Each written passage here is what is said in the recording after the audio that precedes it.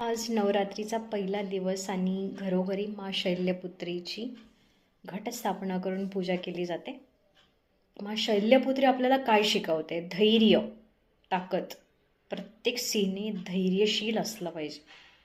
धैर्य म्हणजे असं नाही की कोणीतरी तुमच्यावरती अन्याय करता आणि तुम्ही ते सगळं सहन करायचं नाही. अन्यायाविरुद्ध विरोध करून धैर्य स्वतःमध्ये ठेवायचं की कुठलीही वेळ आली तरी सक्षमपणे स्त्रीला जगता आलं पाहिजे. आंतरिक विकास, बाह्य विकास नव्हे. चपात्या लाटता आल्या, पोळ्या लाटता आल्या, स्वयंपाक करता आला म्हणजे आंतरिक विकास नव्हे.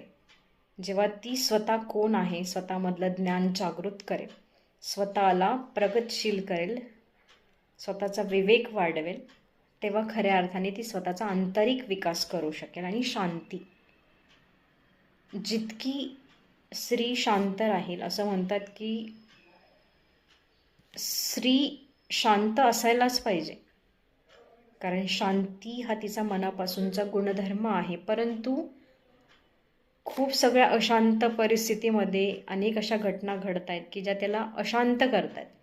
त्यावेळी मात्र तिने त्रिशूळ उचलून त्रिशूळ म्हणजे स्वतःचं सामर्थ्य उचलून त्याला फेस केला पाहिजे.